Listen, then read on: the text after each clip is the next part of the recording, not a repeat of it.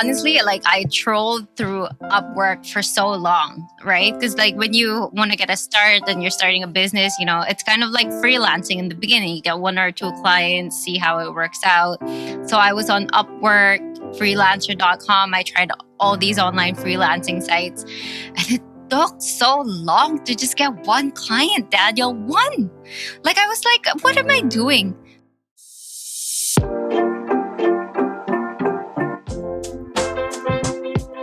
Hi everyone, and welcome to episode number 58 of the Immigrant's Life podcast, where we share stories of people who left their country to chase a better life. And through these stories, you can find ideas, resources, and motivation to do the same. I'm Daniel De Biasi, and my guests this week are a beautiful example of what a successful immigration journey looks like. Jason is originally from Australia, and after university, he decided to move to the Philippines, where his mother is from. There, he met Arielle, who was also thinking of leaving her country and moving abroad. The two moved together to Hong Kong through Jason's work. But when the protest started in 2019, they decided it was better to move somewhere else. So they moved to Canada, where they hit the ground running, which is a good way of saying that they came prepared and with a good plan. In fact, within a year from their landing, Arielle started her own accounting business, which now is doing exceptionally well. Jason and Arielle's Canadian success comes from their experience of living abroad for many years, going through the process multiple times and finding a good immigration advisor. But, as you will hear in this episode, the main reason for their success is their attitude toward challenges and failures. If you are planning to move to Canada or want to start a business in Canada, this episode is packed with useful information and resources, which you can also find in the show notes by visiting emigrantlife.com/episode 58. And now, without further ado, please enjoy my conversation with Jason and Arielle. Hey guys, thanks for being on the show. Oh, no worries, Daniel. Thanks for having us. Yeah, we're happy to be here. So, Jason, should we start maybe with you, like from the right at the beginning? Like, you're originally from Australia. Can you tell me a little bit how, what was your life in Australia before you decided to leave? Before I left, I finished university and I was working sort of manager at a small sports center. And then I also went to work in a bank for a few years. I always loved Australia. It has beautiful weather. It's a great part of the world. Absolutely one of the most beautiful countries I've ever lived in. But I don't know, I didn't really fit in there. I have different beliefs socially and politically from a lot of people. And I just kind of wasn't feeling it. So I decided, my mum is from the Philippines. I'm half Filipino. Why don't I go try finding work there? I knew the pay was less. I knew everything was less with respect to anything to do with the monetary needs. But I also just felt I kind of want to explore, which is what you kind of do in your 20s. And so I just thought, I'll give it a go, right? Just the very Australian attitude, give it a go. Yeah. But honestly, Australia is a great place. It's just unfortunate what's happening there at the moment. I think it's probably a bit of politics swinging too far one direction and then it might swing back. You don't know. But it's a good place to move to if people are looking to move there. I've had my cousin-in-law move there and he seems to be loving it. But yeah, I just wasn't quote unquote feeling it. So I decided to get on a plane and move to the Philippines. And I found working in an advertising and marketing agency. And I was working there for about 5 years. But yeah, it was a big change. Was that your background, like in marketing? Was that your background? Is that what you studied for? No. So my initial background, I did a degree in psychology, and that was during the global financial crisis. So when I came out of that, I realized, wow, I'm not going to get a job anywhere. So I went back to university and completed a graduate certificate in commerce. And then I went after that and worked in a bank for a few years. And I really do love finance, but I kind of just loved every aspect of business. So when it came to just management in general, administration in general, business generally, and having my hands in every single element of the business, I really enjoyed. So I kind of just went for the marketing role because getting into the financial world in different countries is difficult because you have a lot of barriers to entry. So regulatory barriers to entry. Mm-hmm. And I just thought, well, I'll just take this job in the meantime. But I ended up really enjoying it and really loving my time there. So I kind of just stayed with it. And then when I eventually moved to Hong Kong, I stayed with that company as well. When you moved to the Philippines, you left Australia trying to do something different, which is, from what I heard from other guests as well, this is kind of like a really Australian thing to do. But after graduate from high school or university, you go traveling, because that seems like what all like a young adult in Australia do, just to explore a little bit. So what was your experience when you landed in the Philippines? Like, it's such a different environment, or maybe because your mom was from the Philippines, you already had an idea what the Philippines like, or what was your experience when you landed in the Philippines? Well, it was kind of different because my mum is from a small town in the Philippines, a small provincial town. And so I've always been there to see my relatives and not really the main city capital, which is Manila. Mm-hmm. So when you get off the plane in these sort of tropical paradises, you're like, oh, this is, really great. And then this one was a bit different. So I got off the plane in Manila and it's just traffic, noise, like people everywhere. And you're kind of just taken aback straight away. And, everything hits you all at once. And I remember landing there with a bunch of bags. I think I had like 5 or 6 bags with me, all my stuff in these little bags, and just standing outside waiting for someone to try and pick me up to take me to my hotel. It was kind of intimidating, but at the same time, I really enjoyed it because it was just, you're totally out of your element in terms of what to expect. Like, a lot of people hate that because it produces a lot of stress and anxiety, but I really, really liked it. Like, the shock at first was just, oh, this is what I was looking for, And I'm sure that's probably why a lot of Australians go overseas as well. Because usually what happens is they'll do their 12 years of schooling and they may decide to go to university, but a lot of people take a year off called a gap year, and they'll go travel overseas. And my brother did a similar thing. He took a year off and he went to, I think, 40 or 50 different countries all over the world just backpacking. But yeah, he did a completely different thing to what I did. I just moved somewhere randomly. Because your idea was actually, I'm leaving Australia, I want to go somewhere else and live somewhere else. Your brother was more like, want to travel, explore, and then go back to Australia. Is that what the difference was? Yeah, that was the difference. Like, I left permanently. Mm-hmm. I had really no intention of going back home, part to, occasionally see my family.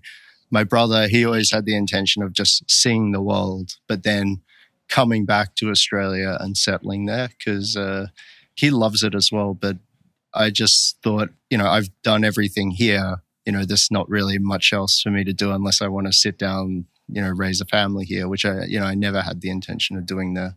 And how did the family react to your decision to leaving? Because it's not just a leaving, go for a year and then come back to you probably told your family, this is it. I don't want to live in Australia anymore. I just want to live somewhere else. How did they take to your decision?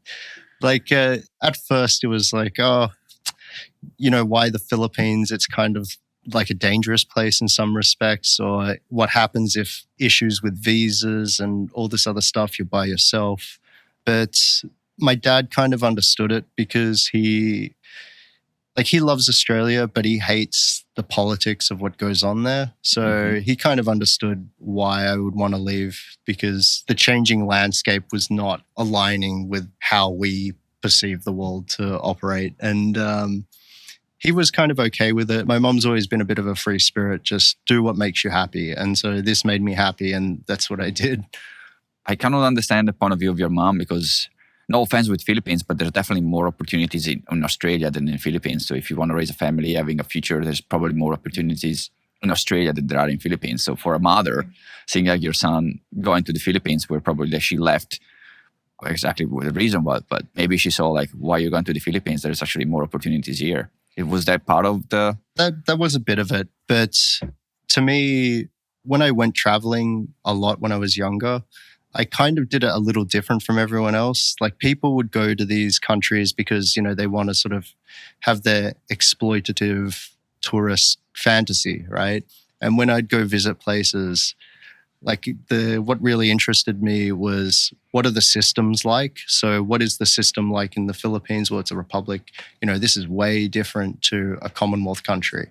And I wanted to see what that was like, the only other place I've really gone, which was a republic, is the United States. Mm-hmm. And so I wanted to see what this political system was kind of like. I wanted to see what it was like from a financial perspective, like how well off people were when it came to doing business there. Because you've got like your normal countries where like they're very open to foreign ownership of businesses like Singapore and Hong Kong. But then you've got like a country like the Philippines, which is a bit more protectionist. And I just really wanted to look at what a system like that was like. And this is not how people usually travel. So it's like probably very weird for people to hear. But that's kind of the interest that lay ahead for me, instead of the whole, it might be easier to find a job. It might be easy to do this. And I don't know, I just didn't really want to take the easy path. I made life more difficult for myself. How long were you in the Philippines for? I stayed there till 2017. So I left in about 2011. And I went to Japan for quite a while, but then I moved really to the Philippines from 2011 till 2017. And then we moved after that. So it was a good 5 to 7 years on and off. And that's probably where you met Arielle, right? Yeah, that's correct.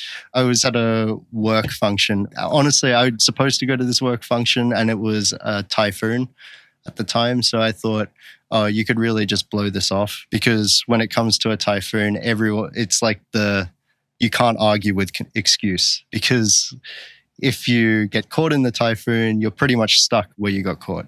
So I thought, I'll blow this off. But then at the last minute, I got changed and I went, and I was just randomly sitting there, and one of the work colleagues had brought Arielle into our event. And it was purely as a person to fill the seats, because everyone else had actually blown off the event because of the typhoon. And so we just started talking, and we just had so much in common that even on the first night that we met, I ended up having a conversation with her mum on the telephone, her mum asking if I was going to marry her. I mean, that was one of the culture shocks to me, from the Philippines. Whereas like in the West, you'd never ask or even bring up that conversation, or even be speaking to the parents the first time you're just meeting someone, right? But like in that event, I ended up having to speak to her mum about marriage. So a bit of a change. Yeah, a bit of a change. And Arielle, what were you doing in the Philippines when you guys met? Oh, I was actually working in the event place. I was working in HR in that place. And again, because of the typhoon, I wasn't able to get a cab and go home. So I had to stay just in the work venue, and I decided to just like eat dinner. And I had a book with me at that time. And I saw his work colleague, and his work colleague said, there's free food. So I was like, oh, you say that to a Filipino, I'm coming, like wherever this event is. So I ended up going to the event for the free food, and we were sat in the table right across each other. We were sat in the same table. And that was it. Like we met and we started talking, and we talked all night until we could get cabs to go home, because when we were at the event, after it was over, everyone was trying to get a cab. So it was like next to impossible. So we just had to wait for our turn. I think it was 4 a.m. we left or something like that. Yeah, we ended up going to the bar and just sitting there talking for hours and hours and hours. And I couldn't believe it when I looked at my watch. I think, it was about 4 a.m. And I'm like, I have to take you home. This is unbelievable. Not acceptable. Yeah. So you guys met because of the bad weather? Yes. Yeah, pretty much. And it's why when it rains, we actually really like it, because we usually just sit together and read a book and that kind of thing. So it's a bit of reminiscence. And Arielle, you are originally from Philippines. You were born in the Philippines. Yes. Was in your radar to leave the Philippines before you met Jason? Actually, yes, because I had a lot of cousins around my age that left the Philippines. So a lot of them went and worked in Dubai, London, things like that. So, I would see their pictures on Instagram and Facebook. And I'm like, I want to do that too. I want to do that too. Like, I want to travel like them and things like that. And my cousins, they were working for Emirates. So you can just imagine the flights are free. So they would just travel wherever, and it seemed like a great adventure. And I've always wanted to do it. It's just that I didn't exactly figure out, like, okay, where should I go? I didn't really make a plan. But I met Jason, and then we decided that we wanted to move to Hong Kong together. And that's how it started. But it was definitely on my radar. I think actually it's on a lot of people's radars in the Philippines because we have, I think 10% of our population actually lives abroad for work. They're called overseas Filipino workers. So a lot of people are very used to, studying in the Philippines, graduating university, and like getting a job in a different country. But that's not very Filipino of you. You need to abbreviate it. OFW. Yes, OFWs, yes, overseas Filipino workers, yeah. When you moved to Hong Kong, was it the first time you left the Philippines and you went to a different country, or you traveled before outside of the Philippines? No, I've traveled before outside of the Philippines. We traveled a lot when I was younger and less so when I started going to school and university just because, you didn't have time. But I remember I went back and forth a lot to Hong Kong just because my family had kind of a business relationship there. So even when we were living in Hong Kong, I would have a family member constantly in Hong Kong. Probably once a month, I would see my aunts. And like, depending on the aunt, whoever comes that month, I would see them all the time. Sometimes they would just text me, hey, I'm here. And I was just like, you didn't even tell me you were coming. It's okay. You probably then already have an idea what Hong Kong will look like. And Jason, sounds like you've been to Japan before going to Hong Kong. So I guess when you guys decided to move to Hong Kong, there wasn't really a cultural shock for both of you, right? Not really. My dad, he's had business partners as well and friends that used to live in Hong Kong. And I heard all about it growing up, and we went there quite a lot growing up and just on a holiday, that kind of thing. And the place never really changed. I mean, it changed a little after the handover, but not much. But not much. Yeah. It wasn't until we actually arrived in the final year that we were there that it really started to change a little. But Sorry, what do you mean by the handover? I don't know anything about it. So the Hong Kong handover, when the British gave back Hong Kong to the Chinese in 1997. In 97. From what I remember, it seemed a bit freer. And then I think there was more sort of economic issues in terms of people panicking over potential economic issues with respect to the handover. But after that, the only thing that you'd really notice a change in was the number of foreign police officers that would have been there. So one of the people that I know in Hong Kong, he used to be a chief of police. One of the chief of police, but he was one of the last foreign chief of police. Yeah. Apart from that's probably the only noticeable difference people would physically see. Why did you guys decide to go to Hong Kong? What was the reason behind your move to Hong Kong? That was pretty much because my work. So the company that I was working for, they wanted me to do a business development role out of Hong Kong instead of the Philippines. And so I agreed to that, and because it was a more managerial capacity. And yeah, that was pretty much it. And then we did our own visas and everything. So they could have done it for us, but we kind of just did it because we wanted to sort of learn the process because we knew that we wouldn't be there forever. Mm-hmm. And plus we'd done quite a few visas already with Arielle. So when we visited Australia, because she's got a Philippine passport, there's quite a lot of stuff that you need to go through just for a visit. Mm-hmm. And so we kind of just did that ourselves just to see how difficult is this if we want to move later as a permanent resident. And how was the process? For Hong Kong, Fairly it's easy. relatively easy. Yeah. It would be difficult if you were not married because they need to prove your marriage and everything there. But if you're going for work, like what we did, it's relatively easy and simple. They don't need an enormous amount of paperwork. As long as you have the work visa from the company saying that you have something that you are going to work for them and things like that. It's quite easy. Yeah, they make it a very headache-free experience, to be honest. So Ariel was able to come to Hong Kong with you just because you guys were a couple? Because you're not married, right? No, she was working as well in Hong Kong. Oh, really? Okay. So both of you have managed to find a job in Hong Kong. Yeah, not in the same capacity though as mine, but yeah. Mine was just like part-time work as more of like an admin assistant. But what I really enjoyed in Hong Kong was all the free time that I got to really explore the city. And I learned how to cook because I wanted to learn different types of cuisine. So I learned how to cook in Hong Kong. I can cook like Chinese, Japanese, French, like any type of food. I learned it there. And I was such a bad cook before Hong Kong. Yeah. That's a good skill to have. Yeah. I'm like, what do you want tonight? Mexican, Tex-Mex? Like, let me know. Yeah. It worked out well. Yeah. Oh, Jess, you're a lucky guy. Yeah, especially since I can't cook. Yeah. But I think one thing we really enjoyed in Hong Kong was not just living in Hong Kong, but traveling to China on the weekends. That was something we did a lot when we were there.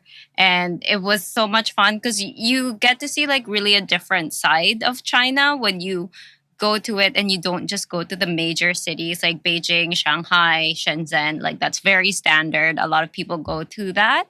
But we went to the place in China, Guilin, where they shot part of Star Wars, remember? And part of Avatar, the Hallelujah Mountains. Like we went to like places less traveled and really got to experience the culture. And honestly, the Chinese people are very like warm. Like people would invite us into their house and feed us, like just random people. Yeah, that was actually really cool. You walk around and it's funny when you speak like a little bit of Mandarin, and because we were learning Mandarin while we were in Hong Kong, and we get in an elevator and it's in a province that's completely off the grid for any Western tourist. Yeah. And this little kid just looks up at me and he says, "Oh, look, it's a white guy." Yeah. Yeah. and you just say back to him, like, 我是澳大利亚人, like I am Australian, and they just are shocked that you know Mandarin, and that you're there for God knows what reason.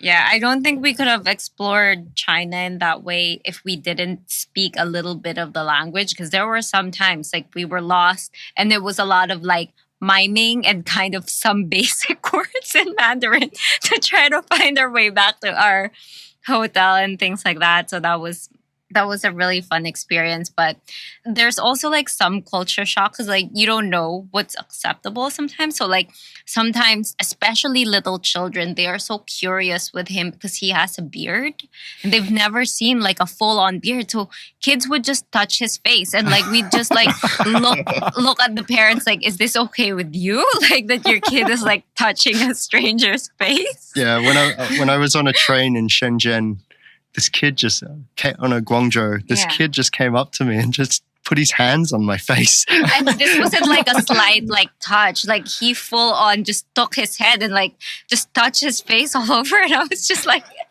looking at the parents like, is this okay? Like we don't want trouble. It must be like such a cool experience just to be like in such a different environment. Yeah, they're just curious. The kids, because they've just never seen a person like you before ever, right? Yeah. And probably now, they may not, but it's just to them, they're so nice and so heartwarming. They're very generous, very hospitable. Yeah. Yeah, it's a good place to go visit as a tourist, to be honest. The people are very nice.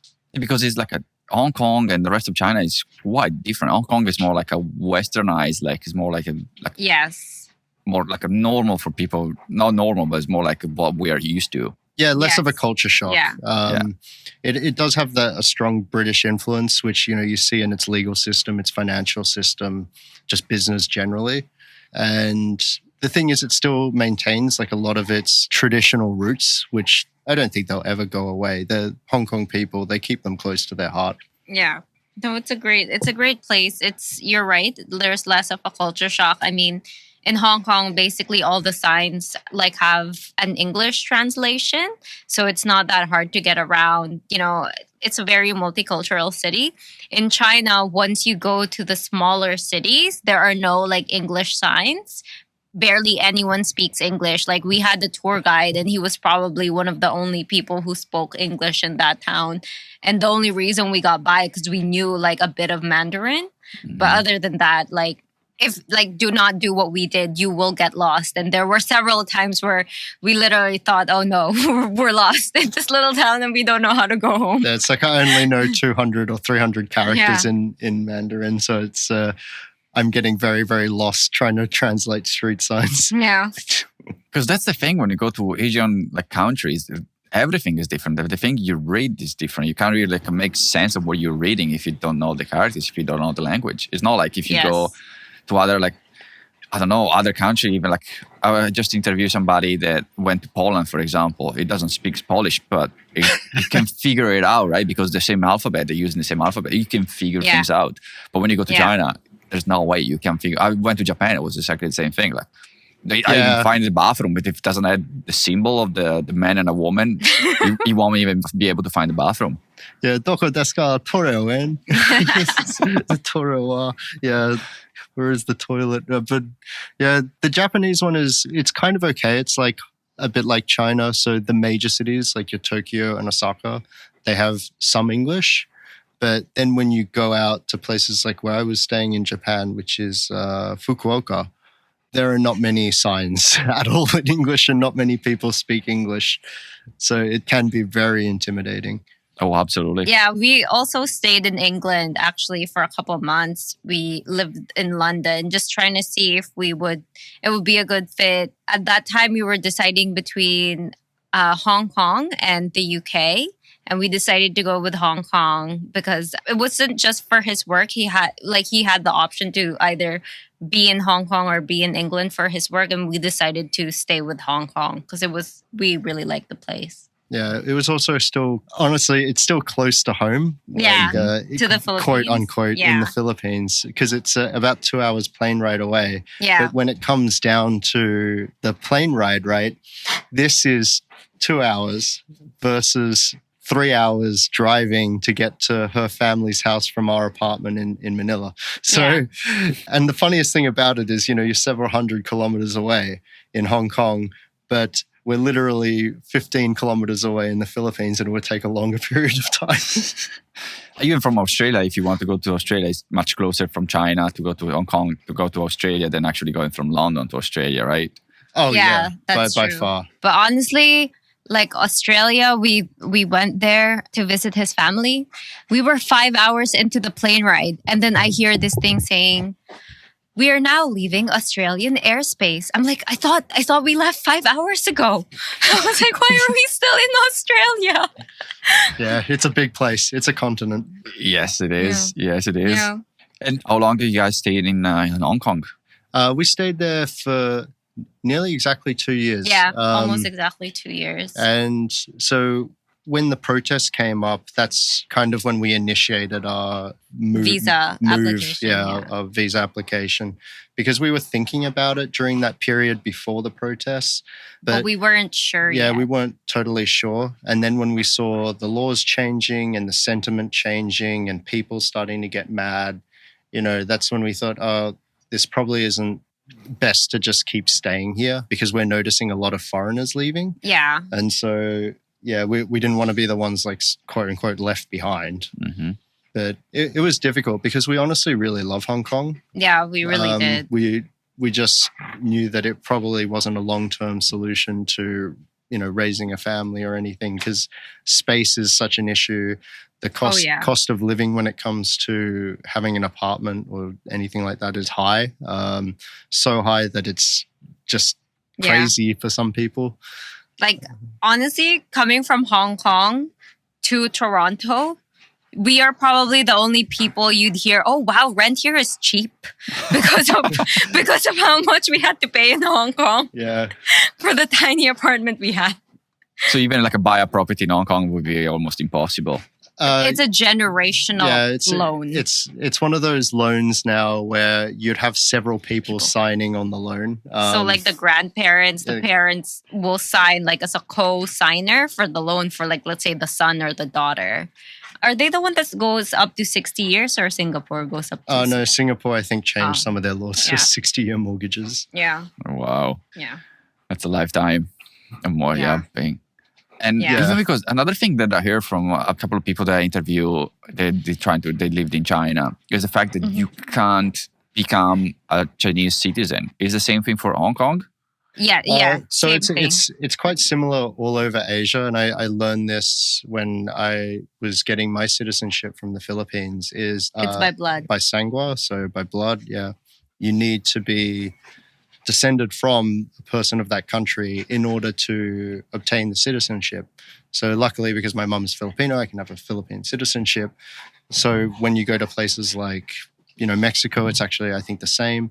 But then you've got situations where it's like Canada or Britain, and that's deemed, your citizenship can be deemed on naturalization, so how long you stay in that country over a period of time. I think in Hong Kong, like the highest level you can go is just permanent resident. You can't be a citizen. So like us, we were on a residency card, which is basically like a catch-all card for like if you're working there, if you're a student, whatever, everyone's a resident. And then you have to stay 7 years to become a permanent resident. And then that's all you can do. You can't be a citizen there. Yeah, that's what I heard. Yeah. I can hear like a noise in the background. Is it the dog or? Yeah, that's my dog. Sorry, it's our dog. Okay, no, it's all right. I can hear. He's just breathing so hard. Bane's breathing very hard. It's a bit hot. Sorry, I feel like we're going on a tangent here. No. Sticking to your questions. No. That's actually what I like about it. Like going on a tangent, like talking about like that you can't really become a Chinese citizen. It could be helpful for people that maybe are thinking to move to China. You can't really build a life in China. You're like always being a guest. You have to. I think there was another story that I read for like this businessman that stayed in China for like 20 years, built like a multiple company in China, and got to the point where he left. He's like, can't stay in here. Like every time I have to renew my visa. And after all I've done for the country, I still not being able to be a citizen. He just left and went back to England. That's correct. There's another guy who has he has a show on YouTube called Serpent ZA. He's one of those people. He lived in China for about, I think, 15 or 20 years. I'm not sure now. But he married a local Chinese girl, but he'd constantly, every year, need to redo his papers. Yeah. And it becomes very difficult for a lot of people. Do you remember his name? It's Mark Quito? Winston. No, his name is Winston Sturzel, I think. Okay. You can search him on YouTube. It's Serpent ZA. That's his YouTube handle. He'll come up for sure. And didn't you message him before? Yeah. Because he used to go around Hong Kong at the same time that we were living there. So he has a lot of fans in Hong Kong that watch his show. Yeah. No, the guy I was referring to is Mark Quito. I don't know if you ever heard of him. No. But his story sounds very similar to a lot of other stories I've heard where it's just a constant, never-ending visa battle that you'll never win. Yeah, exactly. It goes on for as long as you live there. I mean, you want to make a good life in another country, right? That's why you moved there. And I think that's hard for people because you want some stability knowing that you're building a life here or you're building a business here and that they just can't, kick you out or take that away from you.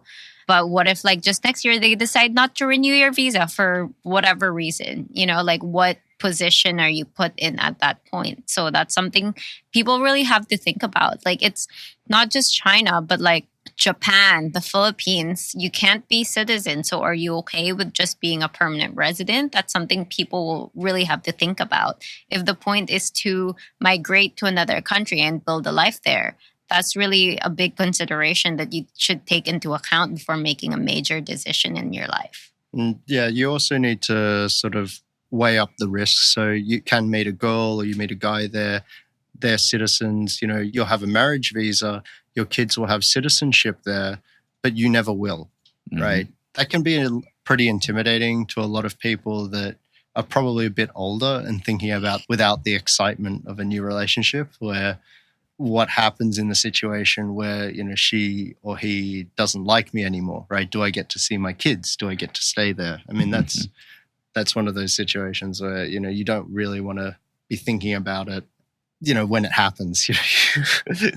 No, I agree. It's like, for me, the metaphor I like to think is like building a house of cards that you can build as tall as you want, but if it's so unstable that if something changes, as you said, they don't renew your visa, everything collapses. You have to start all over in another country. Yeah. And you don't want to be put in that situation. You put in all this effort just to get there. You don't want to just leave.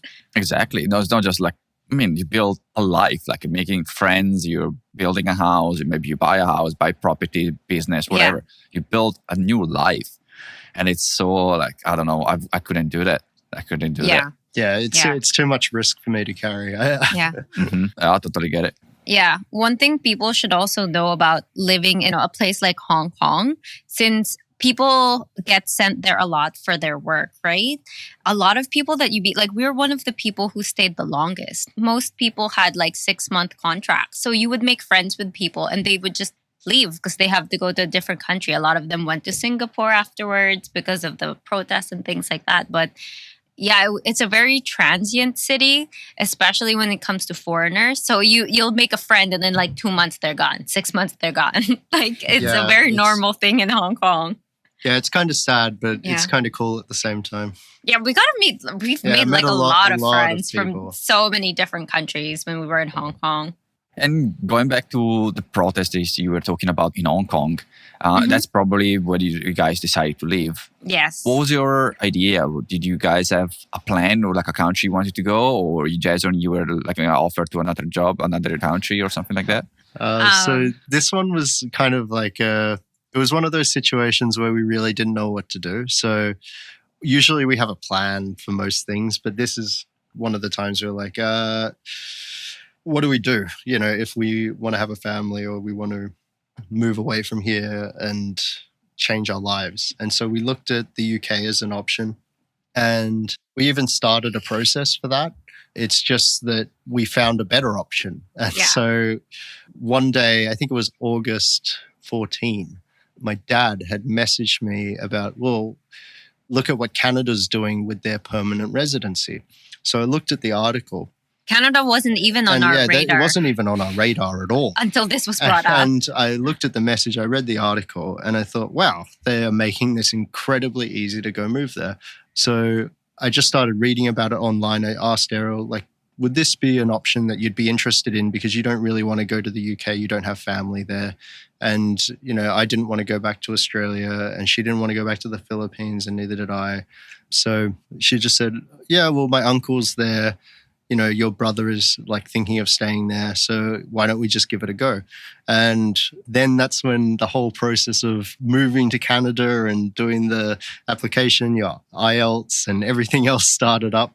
And there was that turbulent period in the beginning where you're trying to find someone that you trust. Calculating your points. Yeah, calculating you have enough calculating your points and trying to find an immigration consultant and all that kind of stuff. And it's just very confusing because we would try different points calculators and it would spit out different points for us. So we didn't know, do we have the points or not? But when we were doing it at first, right, this is the funniest thing, the points calculator on the main government website was actually tabulating the points wrong. So why that doesn't surprise me. Yeah, we just thought, oh no, what do we do, right? Because it's like we don't want to apply and get an application rejected, and then you've got to, that whole rejected application problem where you can't apply again. So yeah, we spoke to several immigration consultants, and there are so many scams when it comes to immigrating to Canada that you really need to contact someone that knows what they're doing. Yeah, we've had times where we've, asked for a basic thing, like, could we please have your RCIC number, the one for registered immigration consultants. They would refuse to give their number. I'm like, how would we know that you're legit, that you're allowed to do this for us if we don't have your number? So that was one incident. Another incident, they didn't want to, when we went on the Zoom meeting, they didn't want to show their face. So we're like, okay, we have your number, but we don't know if it's actually you that we're speaking to. And then there was another instance where we got another person and they sent us their contract. So I did a background check on the company name registered on the contract. And it turns out they've been involved in some sort of fraud in the Middle East. Yeah. But with visas. And so oh my goodness. Yeah. It's just one thing after the other. Do your check, people. Like, really check the person who's going to process your visa. Make sure I understand, like, we were so excited to come to Canada. We really just wanted to find someone to help us. And when you're in that vulnerable position where you want to go to another country so bad, you kind of go in with blind faith and you kind of trust people. And sometimes, like, we got scammed like 3 times. We paid money for these consultations that didn't turn out to be anything, right? So I understand that people may be excited, but still, like, do your due diligence and double check these people that you see online or these immigration consultants. Like, just a Google search came up that this was a fraudulent company. If we didn't double check, then, we could have gone with that consultant.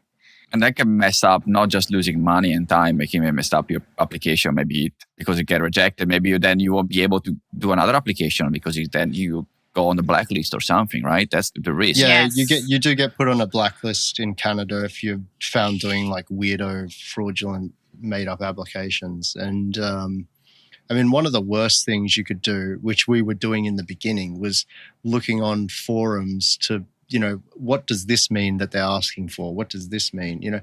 And we thought, oh, okay, just check forums like people usually do to find a solution. But the problem is the people that are telling you this information literally have no idea. Mm-hmm. And it wasn't until we spoke to our immigration consultant that he said, no, that's wrong. That's wrong. Don't do that. Don't do that at all. And that's Brandon, right? You're referring? Yeah, yes. Brandon. Okay. Yeah, Brandon's been on the show before.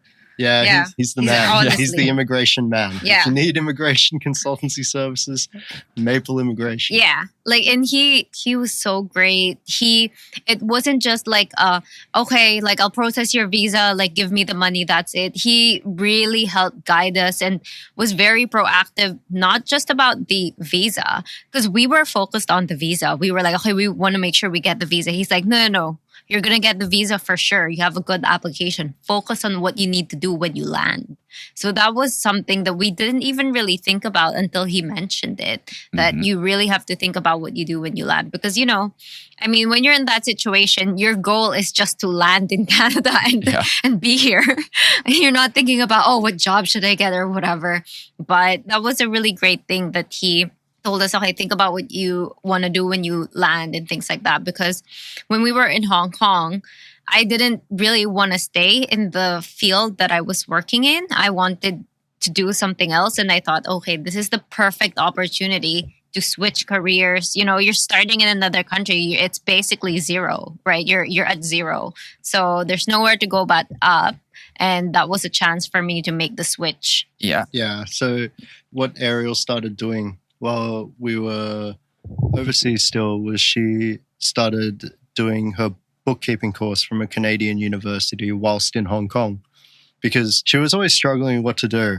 And I said, look, like, when you were in university, you loved accounting, right? Even though everyone else says it's boring, nobody finds it interesting, but you love accounting.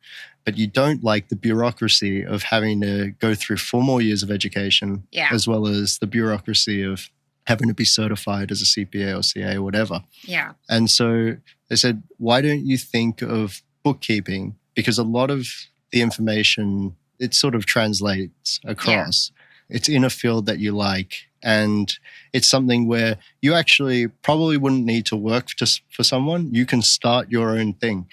And so that's what she did. She started doing this bookkeeping degree. And I remember watching her, coming home from work and watching her do it.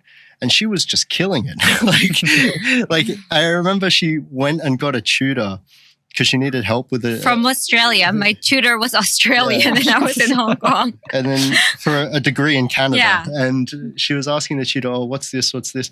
And the tutor's saying, your questions are so more advanced than what I would think from the degree. Like, she just fell in love with it and was immersed by it.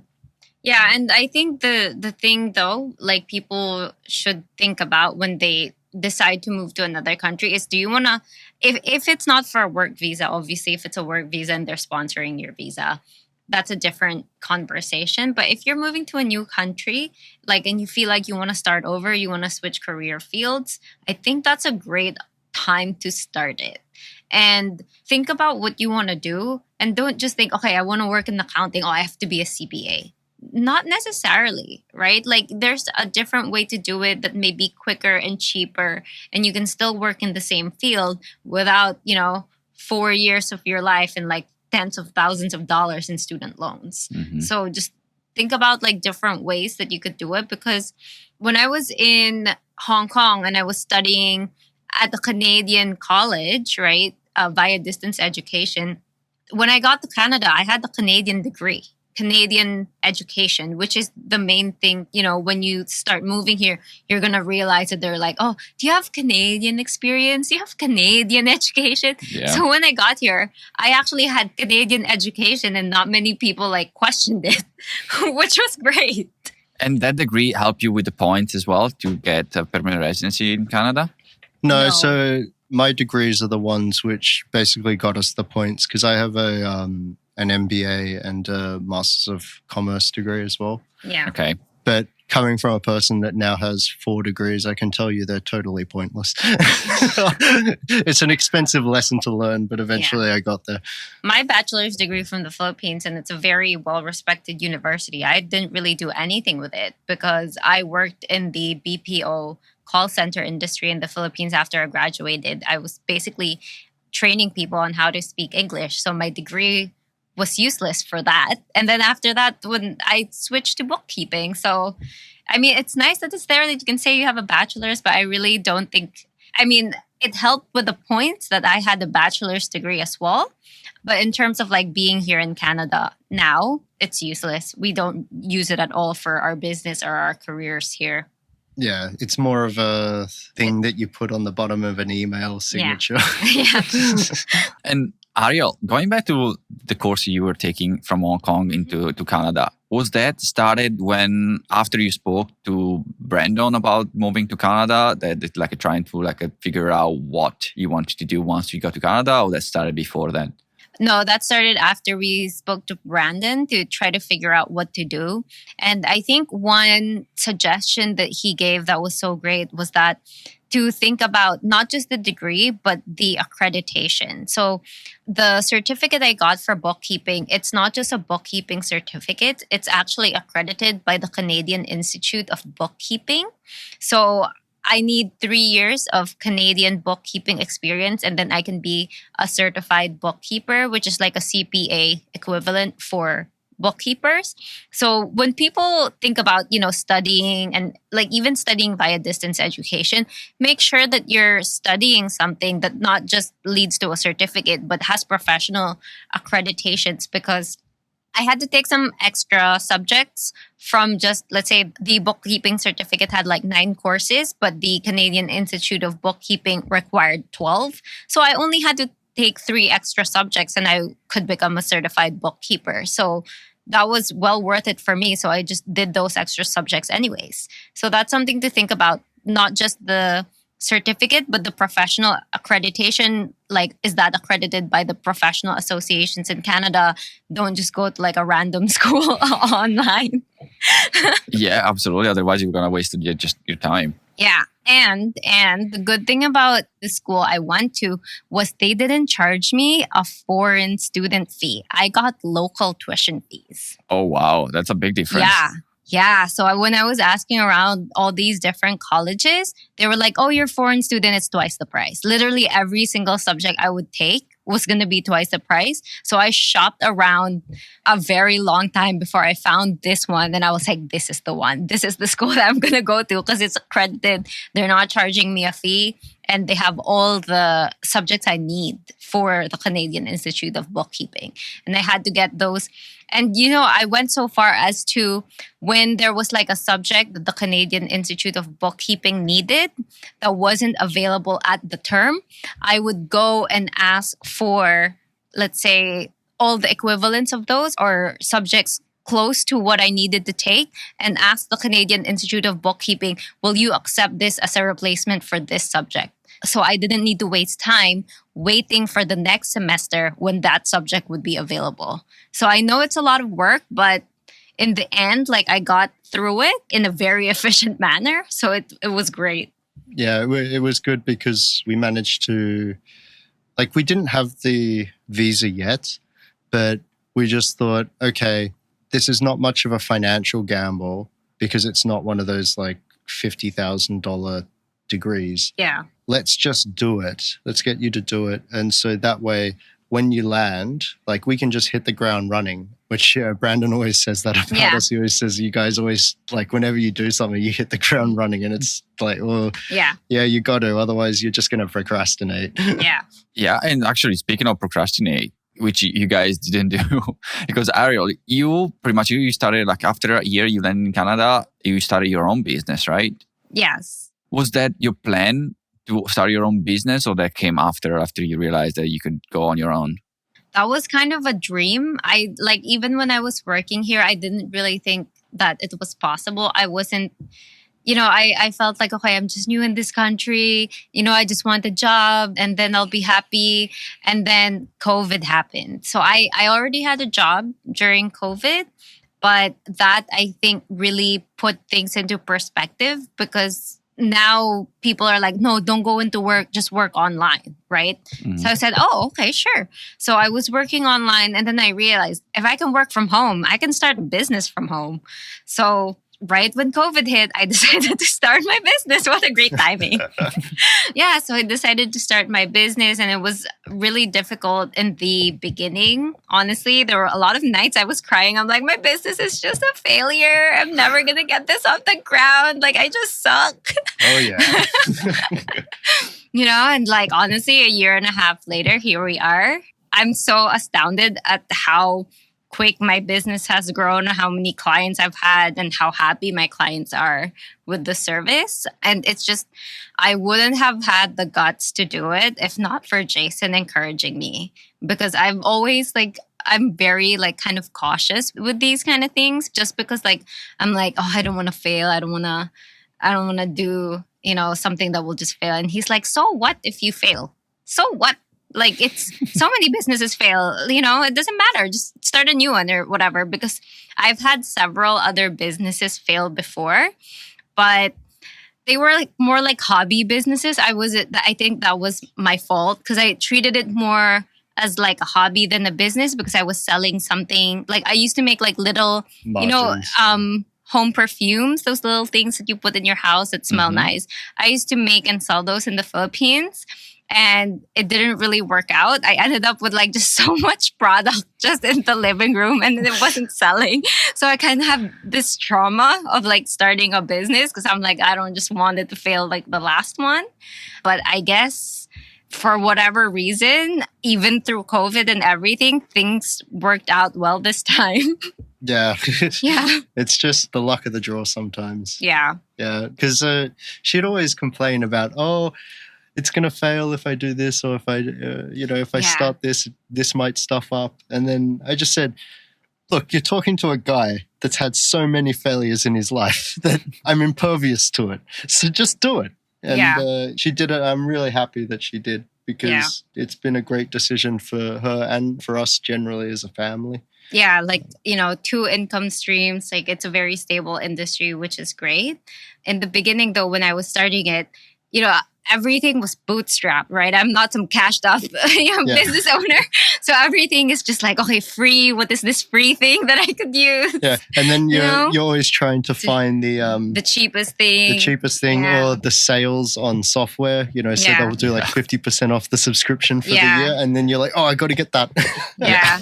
And honestly, I trolled through Upwork for so long, right? Because when you want to get a start and you're starting a business, it's kind of like freelancing in the beginning. You get 1 or 2 clients, see how it works out. So I was on Upwork, freelancer.com. I tried all these online freelancing sites and it took so long to just get 1 client, Daniel. 1. I was like, what am I doing? Like it was like 3 months since I started my business in Feb, and I didn't land my first client till June. And I Wow. was just like, yeah, 217 applications. 217 applications. I remember the number because it's there on Upwork on how many jobs I bid on before I landed my first client. 217. And that client turned out to be this kid, not really kid, but a younger guy from BC. His business is doing so great. Like he actually sold a portion of his business because he didn't want to deal with it anymore. And because he started another business now. And he's still my client up to now, right? Like how crazy is that? Like my first client is still with me. Yeah. Yeah. And you saved him a whole heap of messing around and troubles too. Yeah. So he's a happy guy. Yeah. No, there's not all happy stories. Though. I remember she got 2 good clients who are still with her today. And then she got a third one who ripped her off. my So God. she did all this work for him. She was up all night completing all the stuff in QuickBooks. And then the guy just takes the files, doesn't reply to emails, and never pays her. And then I said, what have you learned? Don't give them the files until They they pay. pay you the money. I know. Because, like, I was like, obviously, like, kind of very trusting. So I was like, oh, here you go. Here's all the work. It's done. And then just no replies. I'm like, excuse me, are you going to pay me? Like, what happened? Yeah. So that's the thing with, like, be trusting, but also cover yourself. Like, make sure that you are covered. Ask for a deposit or something before you start the work. Don't be like me. Like, be smarter than me.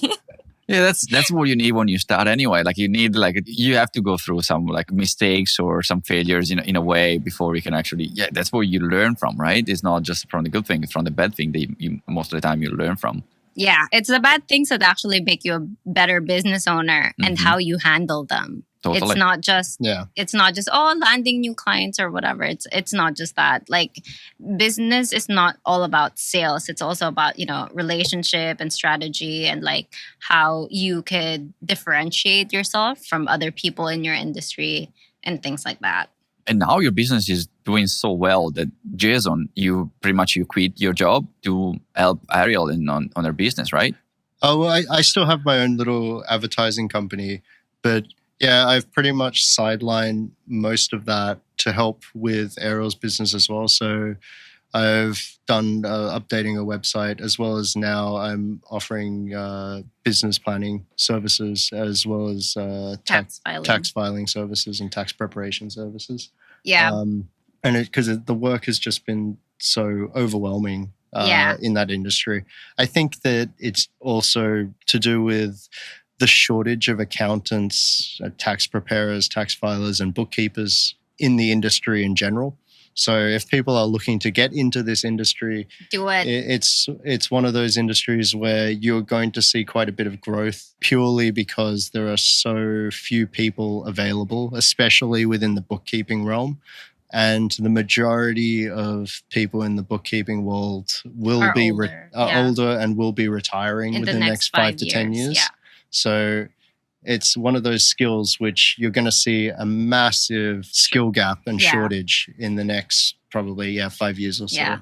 A lot of in the bookkeeping groups that I'm a part of, there are only a few young people actually. I understand bookkeeping and accounting, tax filing, it's not a sexy subject. Everyone's like marketing, advertising, like that, Don Draper, things like that.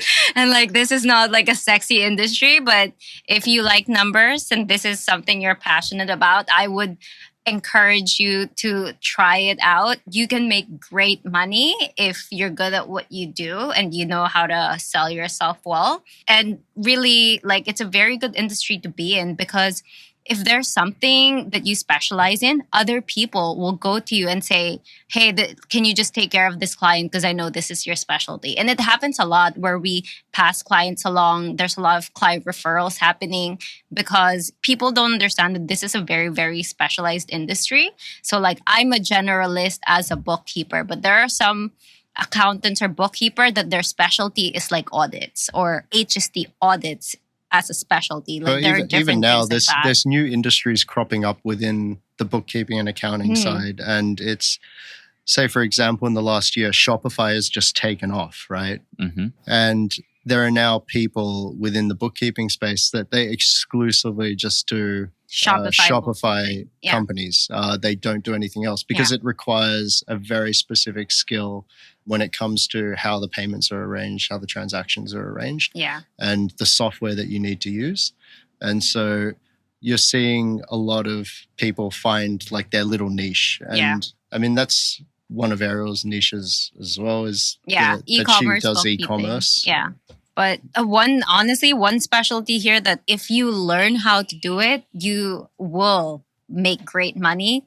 It's actually accounting for medical marijuana, because no one knows how. The laws are so new. The laws are so vague, and there's not enough case law either to deal with the tax side of it. That if people are thinking of getting into this industry, that's probably one of the best places to go. Yeah, because it's constantly evolving, and if you can really get on top of all the case law and really get on top of how transactions are to be posted. Yeah, it's a booming industry. You're going to find a lot of work because many firms, they don't want to touch it. Like the bigger, older firms, they don't want anything to do with it because of the regulation side as well as the image side. But then there are so many new businesses cropping up, and they honestly have nowhere to turn. You know, they're willing to take anyone to do their books. Yeah. Like I was contacted by one dispensary and I said like, hey, I'm sorry. I'm not familiar with this industry. You know, I'm not an expert in this. And you know what they said to me? It's so new. No one's an expert. We don't really care. I was just like, oh my goodness. And Arielle, did you know there was like a shortage of like this job when you decided to do? Was like something that like, oh, I know there's a good chance that they actually can make good money in this industry, or was just the fact that you were passionate about the topic that make you started? I didn't realize that there was a shortage or that it was an older industry until I came here. I personally really enjoy balancing debits and credits. When they balance, it gives me a sense of like peace, like hallelujah. You know, I'm sure not many people feel that way, but I was just really happy about it. I really enjoyed it. And then when I came here, that's when I learned that there was a shortage in this industry. But I think Statistics Canada, I was looking at it the other day. They have a list of industries, the median age of that industry, the median salary or how much they earn. But obviously the salary will be based on, you know, employment. But if you start your own like bookkeeping or like accounting firm, I'm going to tell people it's going to be really good money.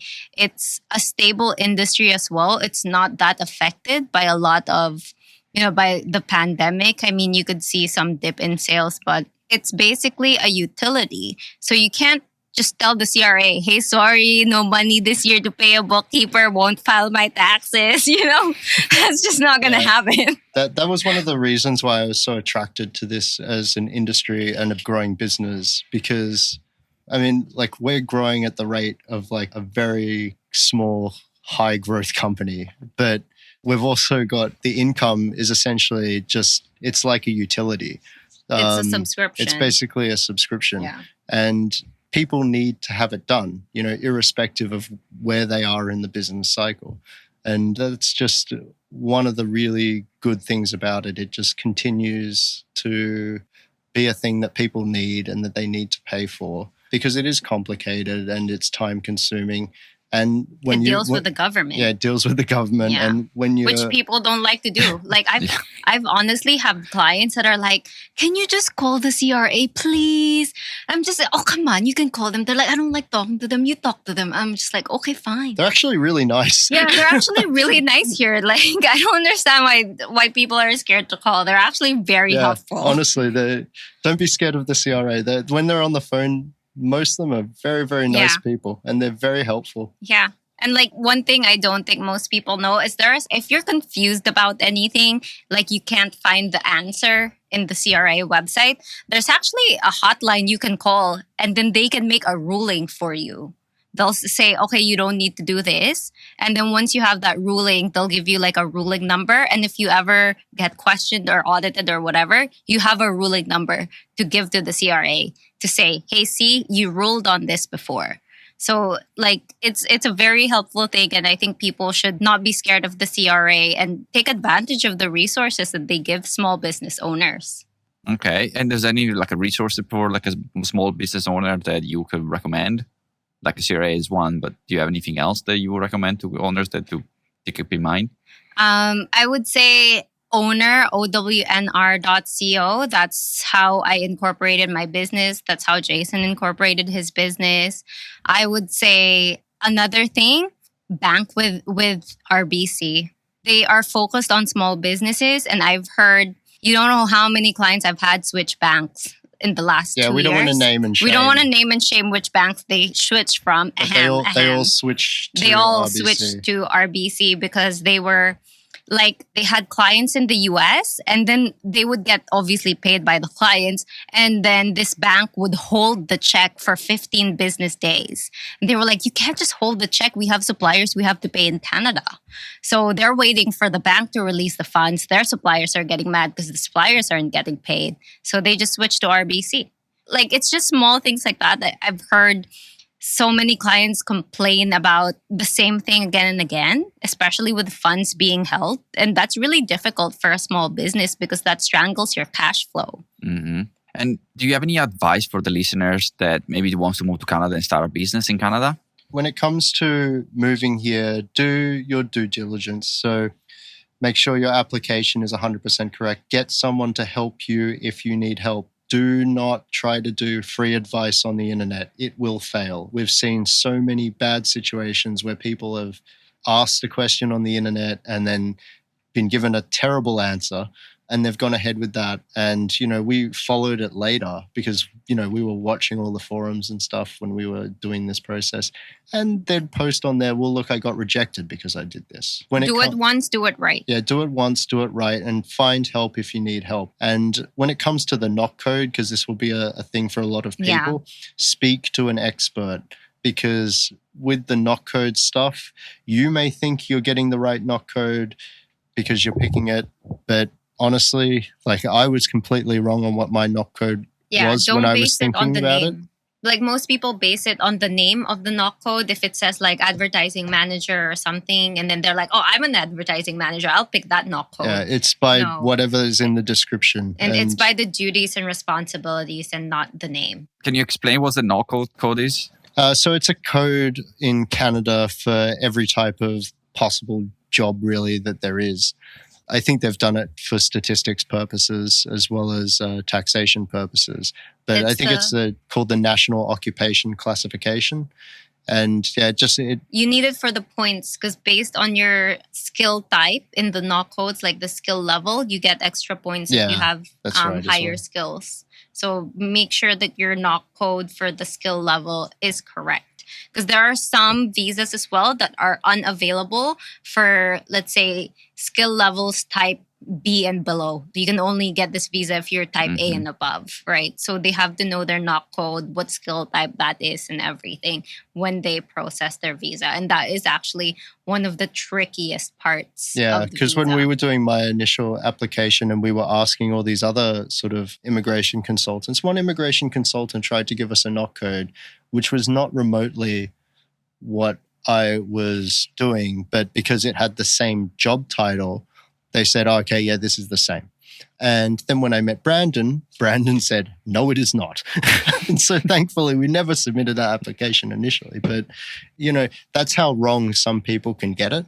So it's always best to double check that, because that's like the thing that they have a big issue with. And also, I think one thing we can tell the listeners is be open to different opportunities, because when we were planning to go to Canada, we didn't know if we had enough points to just do express entry. So we were looking at the provincial nomination programs. We honestly told Brandon, we said, send us to like Yukon or something. We don't care. Like, we just want to get to Canada.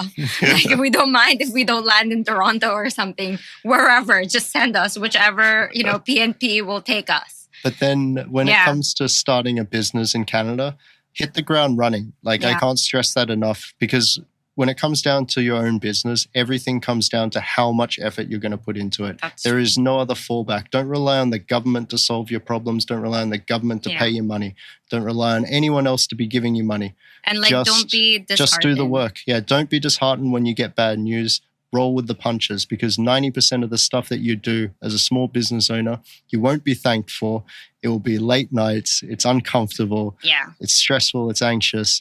But if you overcome the initial first year, the sky's the limit. You don't give up. That's true. Like I'm just thinking, like, if I started with like a minimum wage job here in Canada, like, I want to tell people that I started with a minimum wage job. And if you were to see where I started, how much I was earning, and like how good my business is doing now, you would never be able to get that in a year and a half if you were an employee. Mm-hmm. They would not give you like a raise that much. So like, don't be scared to just do it. And, obviously, it's also about working hard, but have some cushion when you start your business. Like, I understand bootstrapping it, but be prepared to take a few hits in the beginning, a few bad months, a bit of money saved up so that you're not constantly freaking out, taking on clients, that are not good clients because you need the money and things like that. Because I've done that. Let me tell you, that just is a world of heartache. Like, there were clients I would just like, I'll give the money back. Just like, leave me alone, please. Like, But, it's a good lesson to learn as well, right? Yeah. You just have to be resilient when you start your own business. You can't let the bad stuff get ahead of you. And when something needs to be done, it's not a 9-to-5 thing. People that want to live a 9-to-5 lifestyle, be an employee. If that's what you want. If that's what you want, be an employee. If you don't want a headache at 8 p.m. on a Sunday night, be an employee. Yeah. Right? That's what you get paid for. But you have to think of the optionality with that. The optionality is, if you're an employee, this is how much you'll earn. This is how much your annual raise will be. And that's it. So you're being paid a set amount of money to do this and nothing else. Yeah. And, that's your limit, right? So you're basically capping yourself. Yeah. When you own your own business, you can lose everything, like an options contract in trading. Yeah. But the potential gain is unlimited a lot of the time. And, like an options contract, 99% of them or 90% of them will expire worthless. But the 10% that do actually make it, it's going to be very, very rewarding for you. Yeah. And also, business is not about, sales. It's really not about that. It's about problem solving, because clients will pay you to solve their problems. That's what you're getting paid for. You're not paid to do a job. You're paid to solve a problem. Mm-hmm. That's what people need to understand about starting a business. Like, they don't care if you're, it's like, there was a time my dog was like at the vet and the client was calling me, right? They don't care. Like, they just need you to get it done. So you have to understand that there are going to be sacrifices that come along with it, but it's also going to be very, very rewarding. Yeah. It might be a little lonely though, because, when you're working at a company, you have colleagues and you're all kind of at the same boat, kind of at the same level. And like, people who understand what you're going through.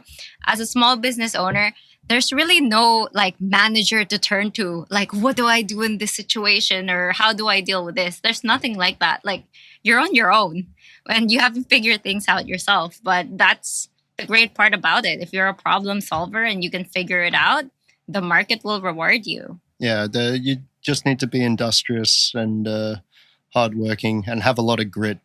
Roll with those punches, push through it. And now you guys have like a successful business going on in Canada. Do you guys thinking of stay permanently in Canada, or you thinking to maybe try something different in the future? We'll probably stay here. We like it here. The people are very nice and hospitable. And everyone complains about the weather, but I think it's because we haven't had a bad winter yet. Yeah. Everyone's saying that, you've only experienced like mild winters. I'm like, God, if that's mild, what's harsh? Like, that was harsh for me. Like, I couldn't take a harsher winter than that. But I think if we were to move, we would like to move to somewhere like Banff in Alberta. Like, just be more like with nature. That was kind of what we were thinking about. Yeah, because, we've lived in cities all our lives and much, much more crowded cities than Toronto. Yeah. So we're kind of those people now that we just want space. We don't want to be around cars and noise. a lot of people in the city don't even know what it's like to hear only 30 decibels of sound. Yeah. So, Yeah, exactly. Because now you guys can work from anywhere in the world. You can work from anywhere.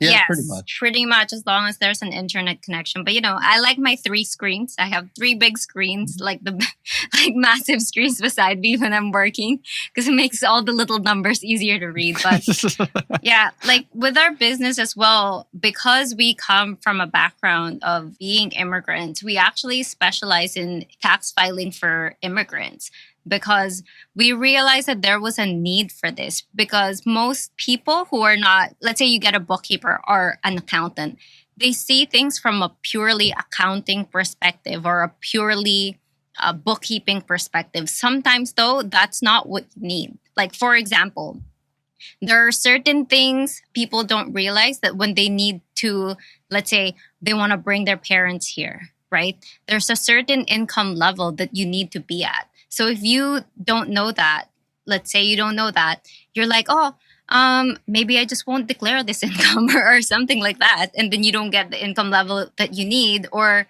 maybe you're going to say, oh, I'll just go on benefits, right? And you don't know that being on benefits disqualifies you from all these other things related to your visa. Well, no, not even that. Even a simple thing like when people first arrive here, a lot of people don't bother filing the tax return, especially if they arrive like Late in the last 3-4 months of the year. Yeah.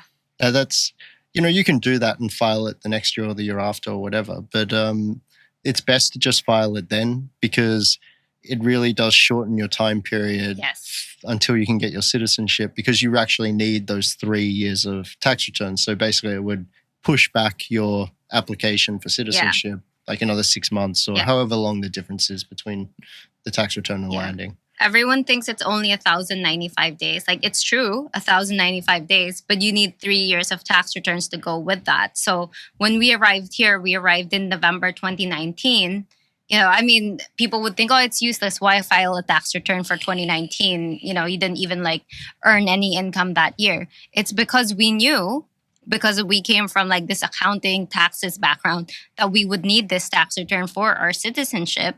So we filed right away. So now we have 2 years of tax returns. We're waiting for our third, and then we can start our citizenship process. Yeah.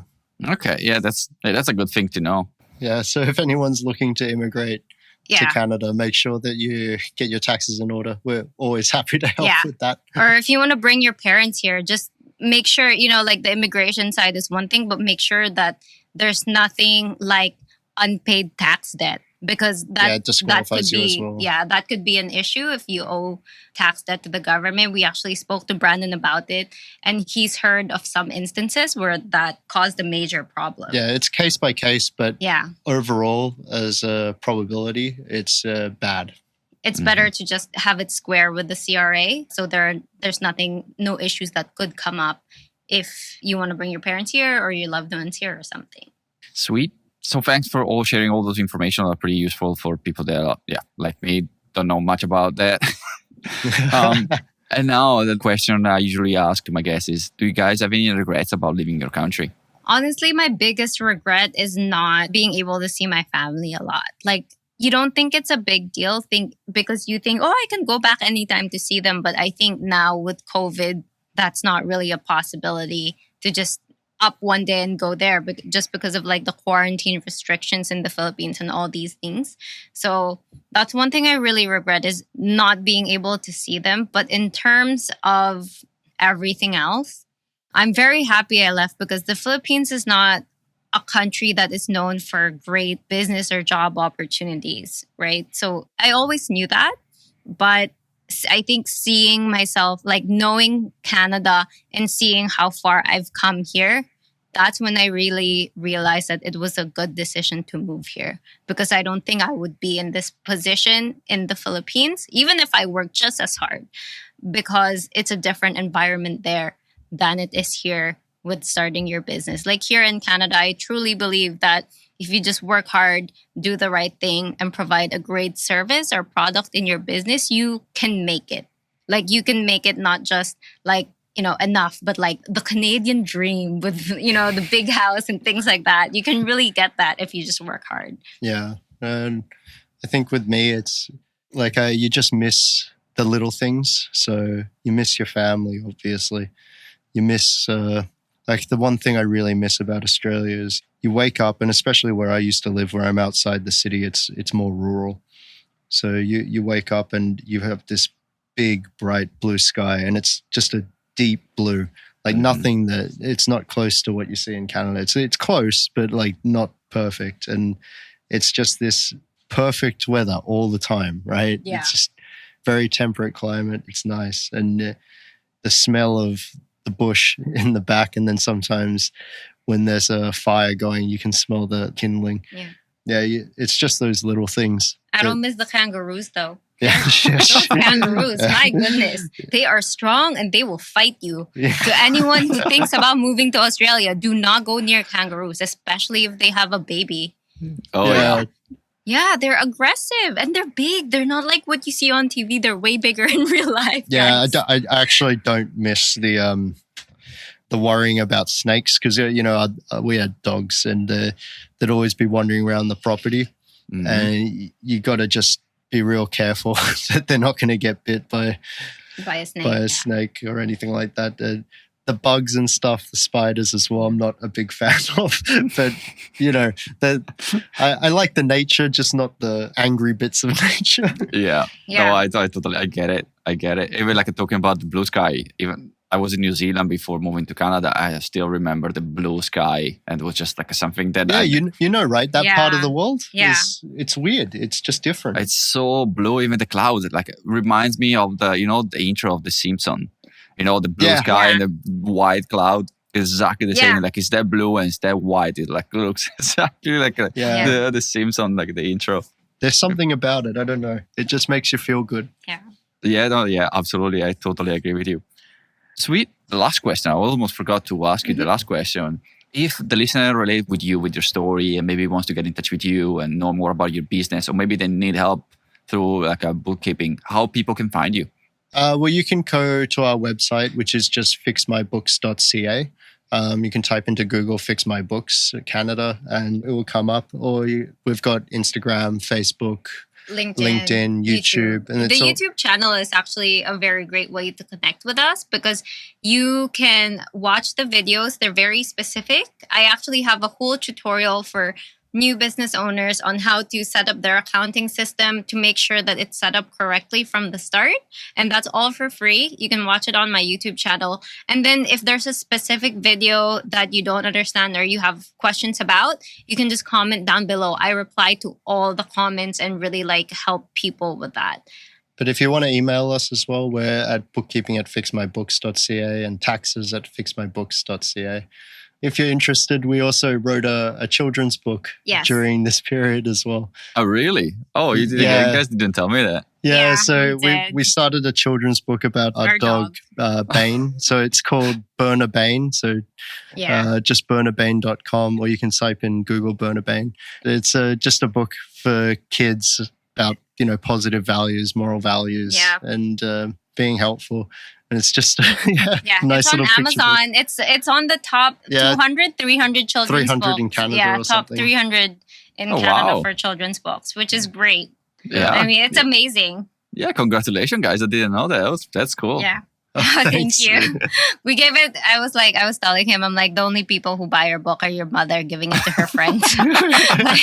That's probably the only people who buy her book. I'm lucky I have such an extended family. Yeah, exactly. Yeah. That's awesome. Yeah, for the listener, everything, as usual, all the links and everything we mentioned will be in the show notes. So go check it out. Oh, thank you very much, guys, for sharing your story and sharing so much knowledge about opening a business and starting in Canada and all of that. It was great. I really, really appreciate it. No worries. Thanks so much, Daniel. Yeah, thanks. And we're very happy to share our experience because we understand that not a lot of new immigrants start a business. A lot go into employment. And it's nice to be able to share our journey, which a lot of people don't go through, to maybe encourage other people. If you have been thinking of starting a business, do it now. The only regret you'll have is not starting it sooner. Yeah, that's true. I mean, to add something to what you just said, for me and my perspective, depend what country you're moving to. Probably Canada, it's pretty easy to do it, especially if you're coming with a permanent residency. Yeah. Some other country is way more easy. Go to a country and trying to get a PR through a normal job than actually start a business. That's what I learned. Like some country, like in New Zealand, it's so hard to. It's not like Canada. You can just move there with a permanent residency unless things has changed. So that's probably most of the time people start as an employee because that's the easiest way to get citizenship. Yeah, that's yeah, true. you're right.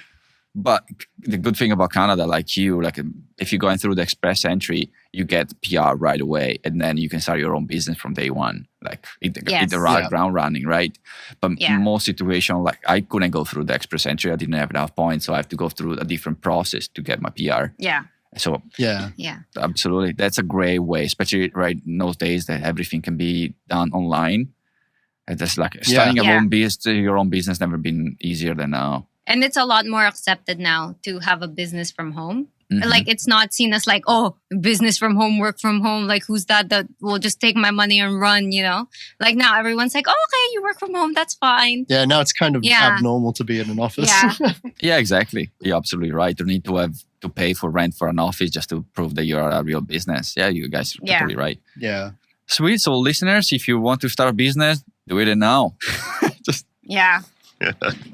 Awesome. Thank you so much, guys. Really appreciate it. Thank you. Thank you. Bye-bye. Bye. Thank you so much for tuning in this week and stick until the end. If you enjoyed this episode and want to support the show, you can share this episode with your friends and you can leave us a review on Apple Podcasts or Podchaser. As usual, you can find the links of all the resources mentioned in this episode in the show notes by visiting emigrantlife.com/episode 58.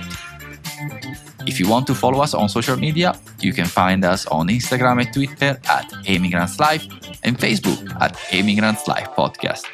And one more thing before we go, if you want to move to a new country and need help, feel free to reach out to me either via email at daniel@emigrantlife.com or through our website, emigrantlife.com. I look forward to meeting you and help you in any way I can. Thanks again for listening. Talk to you in the next one. Ciao.